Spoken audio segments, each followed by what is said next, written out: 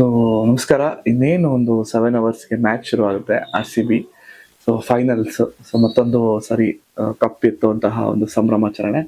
ಆದರೆ last year ಇದೇ ದಿನ, ಹಿಂದಿನ ವರ್ಷ, ಸೊ RCB ಗೆದ್ದಾಗ ಸೊ ಯಾವ ತರಹದ ಒಂದು ವಾತಾವರಣ ಇರುತ್ತೆ ಅಂತ ಯಾರಿಗೂ ಇಮ್ಯಾಜಿನೇಷನ್ ಇರಲಿಲ್ಲ.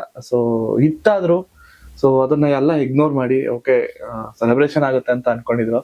ಬಟ್ ಲಾಸ್ಟ್ ಇಯರ್ ಆದಂತಹ ಒಂದು ಅನಾಹುತಗಳು, ಆ ಸೆಲೆಬ್ರೇಷನ್, ಆ ಒಂದು ಮ್ಯಾಡ್ನೆಸ್ ಏನಿದೆ ಎಲ್ಲಾರ್ಗು, ಸೊ ಗೆದ್ದಿದ್ದ ಒಂದು ಖುಷಿಗೆ 18 ವರ್ಷ ಕಾದು, ಸೊ ಲಾಯಲ್ಟಿ, ಫ್ಯಾನ್ಸ್, ಸಂಭ್ರಮಾಚರಣೆ, ಇಡೀ ಬೆಂಗಳೂರೇ ಫುಲ್ಲು ಏನೋ ತುಂಬೋಗ್ಬಿಟ್ಟಿತ್ತು ರೋಡ್ಗಳಲ್ಲಿ.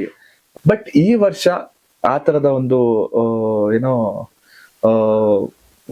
ಸನ್ನಿವೇಶಗಳಿಗೆ ಸೊ ಕಡಿವಾಣ ಆಗ್ಬೇಕು ಅಂತಾನೆ ಸೊ ಪೊಲೀಸ್ ಇಲಾಖೆ ಯಾವುದೇ ಕಾರಣಕ್ಕೂ ರೋಡ್ಗಳಲ್ಲಿ ಶೋಗಳನ್ನ ಮಾಡ್ತಾ ಇಲ್ಲ. ಅಂದ್ರೆ IPL ಸ್ಕ್ರೀನಿಂಗ್ಸ್ ಮಾಡಂಗಿಲ್ಲ. ಆಮೇಲೆ 144 ಸೆಕ್ಷನ್, ಯಾರು ಸಹ ಗುಂಪಲ್ಲಿ ನಿಲ್ಲೋ ಆಗಿಲ್ಲ ಆಕ್ಚುಲಿ. ಸೊ ಯಾರು ಸಹ ಗುಂಪಲ್ಲಿ ನಿಂತು ಸೆಲೆಬ್ರೇಷನ್ ಮಾಡೋದು, ಮಾತಾಡೋದು, ನಥಿಂಗ್ ಅಟ್ ಆಲ್. ಸೊ ಆ ಒಂದು 4 ಅವರ್ಸ್ ಅಲ್ಲಿ ಏನಿದೆ, 4 ಅವರ್ಸ್ ಆದ್ಮೇಲೆ ಸೊ ಸೆಲೆಬ್ರೇಷನ್ ಸ್ಟಾರ್ಟ್ ಅಂದ್ರೆ RCB ವಿನ್ ಆದ್ಮೇಲೆ ಸೊ ಹಾಗೆ ಆಗುತ್ತೆ ಅನ್ನೋ ಕಾನ್ಫಿಡೆನ್ಸ್ ಅಂತ ಎಲ್ಲರಿಗೂ ಇದೆ. ಮೇ ಬಿ ಆದ್ಮೇಲೆ 100% ಯಾರು ಸಹ ರೋಡುಗಳಲ್ಲಿ ನಿಲ್ಲೋ ಆಗಿಲ್ಲ. ಅವ್ರ ಕೆಲಸ ಮುಗಿಸ್ಕೊಂಡು ಹೋಗ್ಬೇಕು. ಅಂಡ್ ಒಂದು ಪಾಸಿಟಿವ್ ಏನಪ್ಪಾ ಅಂದ್ರೆ ಎಲ್ಲ ಕಡೆ ಸ್ಕ್ರೀನಿಂಗ್ ಇದೆ, ಬಟ್ ಇಂಡೋರ್ ಒಳಗಡೆ ಇದೆ, ಔಟ್ಡೋರ್ ಅಲ್ಲಿ ಎಲ್ಲೂ ಇಲ್ಲ. ಸೊ ಇಂಡೋರ್ ಅಲ್ಲಿ ಮಾಲ್ಗಳಲ್ಲಿದೆ, ಥಿಯೇಟರ್ಸ್ ಗಳಲ್ಲಿದೆ, ಕೆಲವೊಂದು ಪ್ರೈವೇಟ್ ಥಿಯೇಟರ್ಸ್ ಅಲ್ಲೆಲ್ಲ ಮಾಡಿದ್ದಾರೆ, ಕೆಲವೊಂದು ರೆಸಾರ್ಟ್ಸ್ ಗಳಲ್ಲೆಲ್ಲ ಮಾಡಿದ್ದಾರೆ ಸ್ಕ್ರೀನಿಂಗ್ಸ್. ಸೊ ಅಲ್ಲಿ ಹೋಗ್ಬಿಟ್ಟು ಮ್ಯಾಚ್ ನೋಡ್ಕೊಂಡು ಆರಾಮ ಮನೆಗೆ ಬೇಕು ಹೊರತು ರೋಡ್ಗಳಲ್ಲಿ ನಿಂತು ಸೆಲೆಬ್ರೇಷನ್ ಮಾಡೋ ಹಾಗೆ ಇಲ್ಲ.